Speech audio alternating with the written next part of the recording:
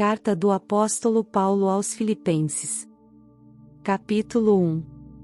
Paulo e Timóteo, servos de Cristo Jesus, a todos os santos em Cristo Jesus, inclusive bispos e diáconos que vivem em Filipos. Que a graça e a paz de Deus, nosso Pai, e do Senhor Jesus Cristo estejam com vocês. Dou graças ao meu Deus por tudo o que lembro de vocês, fazendo sempre, com alegria, súplicas por todos vocês em todas as minhas orações. Dou graças pela maneira como vocês têm participado na proclamação do Evangelho, desde o primeiro dia até agora. Estou certo de que aquele que começou boa obra em vocês há de completá-la até o dia de Cristo Jesus. Aliás, é justo que eu assim pense de todos vocês, porque os trago no coração, seja nas minhas algemas, seja na defesa e confirmação do Evangelho, pois todos vocês são participantes da graça comigo. Pois Deus é testemunha da saudade que tenho de todos vocês, no profundo afeto de Cristo Jesus. E também faço esta oração, que o amor de vocês aumente mais e mais em conhecimento e toda a percepção, para que vocês aprovem as coisas excelentes e sejam sinceros e inculpáveis para o dia de Cristo, cheios do fruto de justiça que vem por meio de Jesus Cristo, para a glória e louvor de Deus. Quero ainda, irmãos, que saibam que as coisas que me aconteceram têm até contribuído para o progresso do Evangelho. De maneira que toda a guarda pretoriana e todos os demais sabem que estou preso por causa de Cristo. E os irmãos, em sua maioria, estimulados no Senhor por minhas algemas, ousam falar a palavra com mais coragem. É verdade que alguns proclamam Cristo por inveja e rivalidade, mas outros o fazem de boa vontade. Estes o fazem por amor, sabendo que estou incumbido da defesa do Evangelho. Aqueles, porém, pregam Cristo por interesse pessoal, não de forma sincera, pensando que assim podem aumentar meu sofrimento na prisão. Mas que importa? Uma vez que, de uma forma ou de outra, Cristo está sendo pregado, seja com fingimento, seja com sinceridade, também com isto me alegro, sim, sempre me alegrarei. Porque estou certo de que, pela súplica de vocês e com a ajuda do Espírito de Jesus Cristo, isso resultará em minha libertação. Minha ardente expectativa e esperança é que em nada serei envergonhado, mas que, com toda ousadia, como sempre, também agora, Cristo será engrandecido no meu corpo, quer pela vida, quer pela morte. Porque para mim o viver é Cristo, e o morrer é lucro.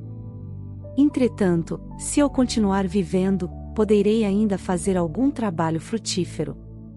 Assim, não sei o que devo escolher. Estou cercado pelos dois lados, tendo o desejo de partir e estar com Cristo, o que é incomparavelmente melhor. Mas, por causa de vocês, é mais necessário que eu continue a viver.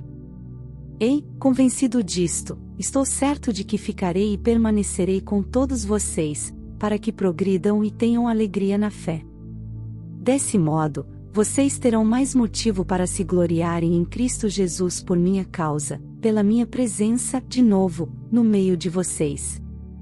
Acima de tudo, vivam de modo digno do Evangelho de Cristo, para que, ou indo até aí para vê-los ou estando ausente, eu ouça a respeito de vocês que estão firmes em um só espírito, como uma só alma, lutando juntos pela fé do Evangelho.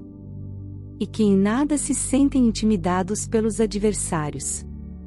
Pois o que para eles é prova evidente de perdição para vocês é sinal de salvação, e isto da parte de Deus. Porque vocês receberam a graça de sofrer por Cristo, e não somente de crer nele. Pois vocês têm o mesmo combate que viram em mim e que agora estão ouvindo que continuo a ter. Capítulo 2.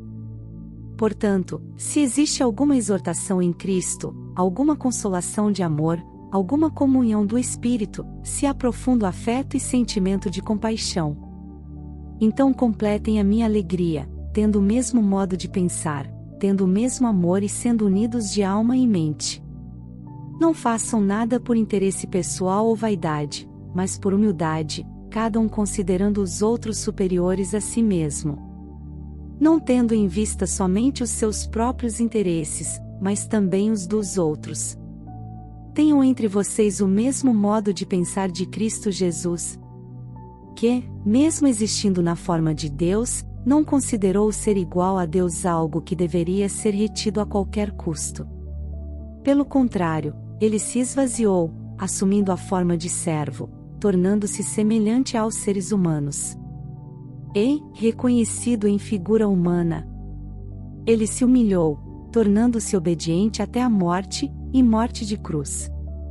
Por isso também Deus o exaltou sobremaneira e lhe deu o nome que está acima de todo nome, para que ao nome de Jesus se dobre todo joelho, nos céus, na terra e debaixo da terra, e toda língua confesse que Jesus Cristo é Senhor, para a glória de Deus Pai.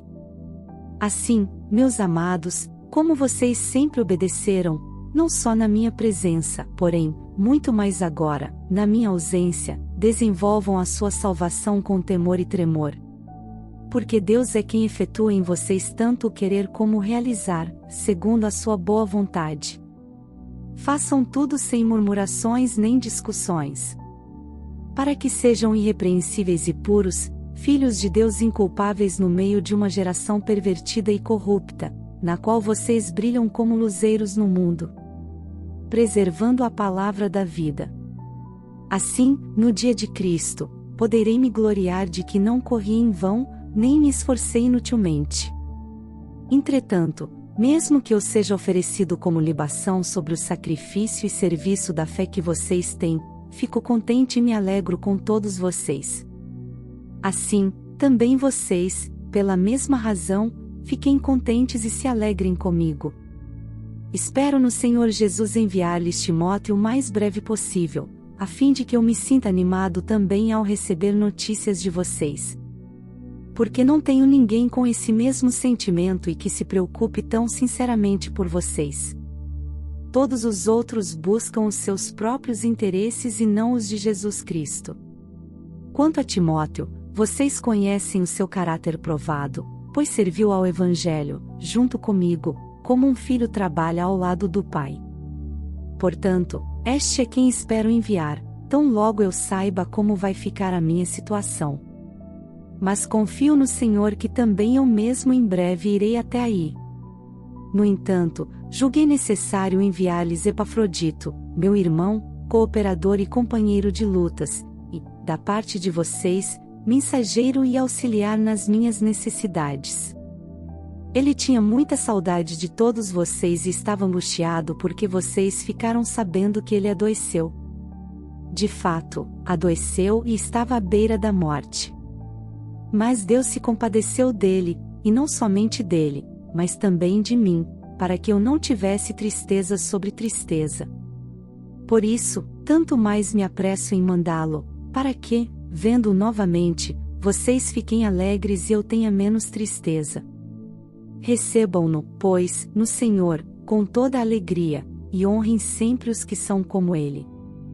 Porque, por causa da obra de Cristo, ele quase morreu, arriscando a própria vida, para suprir a ajuda que vocês não podiam me dar pessoalmente. Capítulo 3. Quanto ao mais, meus irmãos, alegrem-se no Senhor. Escrever de novo as mesmas coisas não é um problema para mim e é segurança para vocês. Cuidado com os cães. Cuidado com os maus obreiros. Cuidado com a falsa circuncisão. Porque nós é que somos a circuncisão, nós, que adoramos a Deus no Espírito e nos gloriamos em Cristo Jesus, em vez de confiarmos na carne. É verdade que eu também poderia confiar na carne. Se alguém pensa que pode confiar na carne, eu ainda mais. Fui circuncidado no 8º dia, sou da linhagem de Israel, da tribo de Benjamim, hebreu de hebreus, quanto à lei, eu era fariseu. Quanto ao zelo, perseguidor da igreja, quanto à justiça que há na lei, irrepreensível. Mas o que para mim era lucro, isto considerei perda por causa de Cristo. Na verdade, considero tudo como perda, por causa da sublimidade do conhecimento de Cristo Jesus, meu Senhor. Por causa dele perdi todas as coisas e as considero como lixo, para ganhar a Cristo. E ser achado nele, não tendo justiça própria, que procede de lei, mas aquela que é mediante a fé em Cristo, a justiça que procede de Deus, baseada na fé. O que eu quero é conhecer Cristo e o poder da sua ressurreição, tomar parte nos seus sofrimentos e me tornar como ele na sua morte. Para, de algum modo, alcançar a ressurreição dentre os mortos.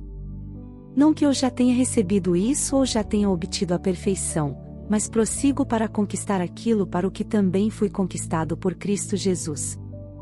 Irmãos, quanto a mim, não julgo havê-lo alcançado, mas uma coisa faço, esquecendo-me das coisas que ficam para trás e avançando para as que estão diante de mim.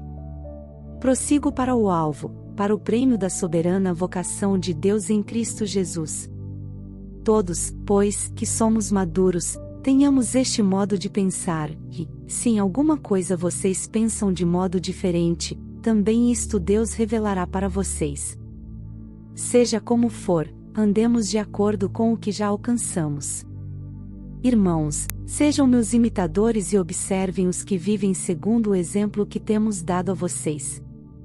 Pois muitos andam entre nós, dos quais repetidas vezes eu lhes dizia e agora digo, até chorando, que são inimigos da cruz de Cristo.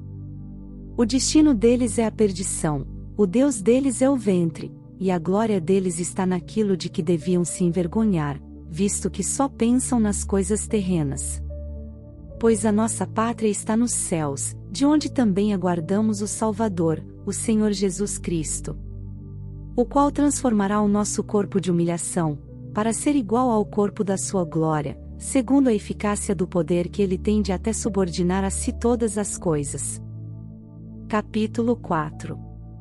Portanto, meus amados irmãos, de quem tenho muita saudade, vocês que são a minha alegria e coroa, sim, meus amados, permaneçam, deste modo, firmes no Senhor. Peço a Evódia e peço a Sintique que, no Senhor, tenham o mesmo modo de pensar. E peço também a você, fiel companheiro de jugo, que auxilie essas mulheres, pois juntas se esforçaram comigo no Evangelho, juntamente com Clemente e com os demais cooperadores meus, cujos nomes se encontram no livro da vida. Alegrem-se sempre no Senhor, outra vez digo, alegrem-se. Que a moderação de vocês seja conhecida por todos. Perto está o Senhor. Não fiquem preocupados com coisa alguma, mas, em tudo, sejam conhecidos diante de Deus os pedidos de vocês, pela oração e pela súplica, com ações de graças. E a paz de Deus, que excede todo entendimento, guardará o coração e a mente de vocês em Cristo Jesus.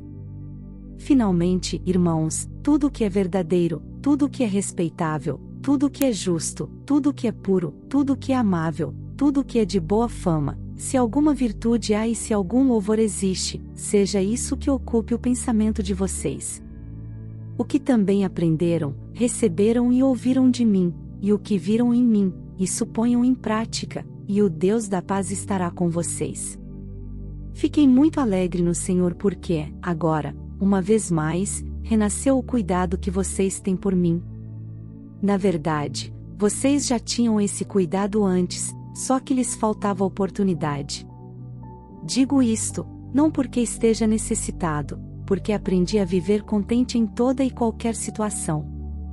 Sei o que é passar necessidade e sei também o que é ter em abundância, aprendi o segredo de toda e qualquer circunstância, tanto de estar alimentado como de ter fome, tanto de ter em abundância como de passar necessidade. Tudo posso naquele que me fortalece. No entanto, vocês fizeram bem, associando-se comigo nas aflições. E como vocês, filipenses, sabem muito bem, no início da pregação do Evangelho, quando parti da Macedônia, nenhuma igreja se associou comigo nessa questão de dar e receber, exceto vocês, somente. Porque até quando eu estava em Tessalônica, por mais de uma vez vocês mandaram o bastante para as minhas necessidades. Não que eu esteja pedindo ajuda, pois o que realmente me interessa é o fruto que aumente o crédito na conta de vocês. Recebi tudo e tenho até de sobra. Estou suprido, desde que Epafrodito me entregou o que vocês me mandaram, que é uma oferta de aroma agradável, um sacrifício que Deus aceita e que lhe agrada.